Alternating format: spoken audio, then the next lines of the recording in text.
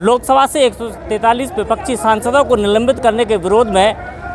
Samajwadi party और संयुक्त गठबंधन के राष्ट्रीय नेताओं के संयुक्त नेतृत्व के आह्वान पर आज समाजवादी पार्टी और गठबंधन के नेताओं के द्वारा आगरा के जिला मुख्यालय पर जोरदार प्रदर्शन किया गया है, जहां पर समाजवादी पार्टी के कार्यकर्ता आप मेरे पीछे देख सकते हैं कि किस प्रकार से उन्होंने जिला मुख्यालय को घेरा हुआ है और जोरदार नारेबाजी कर रहे हैं। वह सरकार पर लोकतंत्र की हत्या करने का आरोप लगाते हुए जहाँ नारेबाजी कर रहे हैं, तो वहीं पर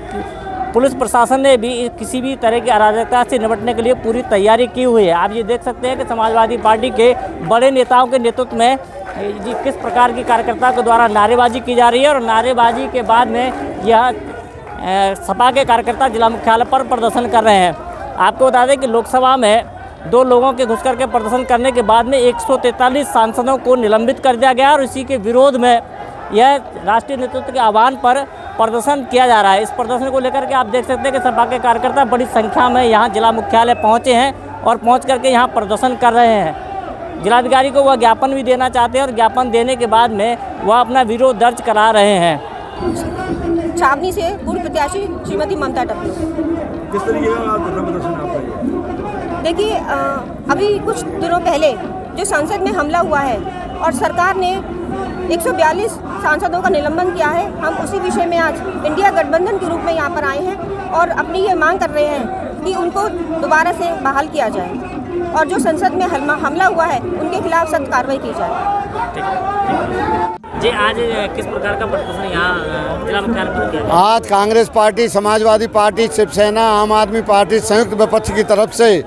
जो देशव्यापी आज आगरा में ही नहीं बल्कि पूरे हिंदुस्तान के कोने कोने में विपक्ष का प्रदर्शन है। केंद्र की नरेंद्र मोदी की सरकार जिस तरीके से तानाशाही रवैया अपना रही है और संसद में जो सेंध लगाई, उस एमपी जो भारतीय जनता पार्टी का सांसद था उसके कहने पे अंदर घुसे, उनके खिलाफ कार्रवाई नहीं कर रही है और जो विपक्ष के लोगों ने संसद में जो चूक हुई है उसका मामला उठा रहे हैं, उनको निष्कासित किया जा रहा है। आज नरेंद्र मोदी तानाशाही की, लोकतंत्र की हत्या कर रहे हैं, तानाशाही रवैया अपना रहे हैं। हिंदुस्तान की 140 करोड़ जनता ये सब देख रही है और केंद्र की नरेंद्र मोदी की सरकार की छवि भारत में ही नहीं बल्कि अंतर्राष्ट्रीय स्तर पर धूमिल हो रही है। और आने वाले 2000 चुनाव में संयुक्त जो विपक्ष का गठबंधन है नरेंद्र मोदी का सफाया करेगा और इंडिया गठबंधन की सरकार बनेगी। मैं चंद्रमोहन पारासर, सर्वोदय नेता, गांधीवादी तरीके से हम कांग्रेस के साथ में राजनीति, इस बीजेपी की देश विरोधी नीतियों के खिलाफ में आकर के इनका साथ दे रहे हैं, गठबंधन के निस्वार्थ दे रहे हैं। मैं ये कहना चाह रहा हूँ आपके चैनल के माध्यम से कि बीजेपी एक ज़माने में जब आज़ाद नहीं था देश, उस समय पे अंग्रेज़ों के साथ खड़ी थी। आरएसएस प्रमुख अंग्रेज़ों के साथ खड़े थे और देश विरोधी गतिविधियों में वो इन्वॉल्व थे, संलिप्त थे। ठीक उसी प्रकार से आज संविधान हमारे देश में स्वतंत्र भारत का संविधान है, वो संविधान भारत को खंड खंड करने के लिए ये बीजेपी के लोग, आरएसएस के लोग, नरेंद्र मोदी, गुजरात के 2 बंधु इस संविधान को तार तार करने के लिए जो प्रपंच रच रहे हैं, वो निश्चित तौर से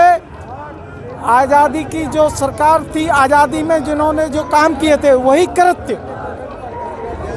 देश, आज़ाद देश में करने जा रहे हैं। मैं निश्चित तौर से कहता हूँ ये इंडिया गठबंधन, वो अनचाहे लोग भी इसमें मतलब जा रहे हैं, अनचाहे लोग भी देश के हित में, देश की लड़ाई के लिए सब इकट्ठे होकर के नरेंद्र मोदी की सरकार को खत्म करना चाहते हैं। आज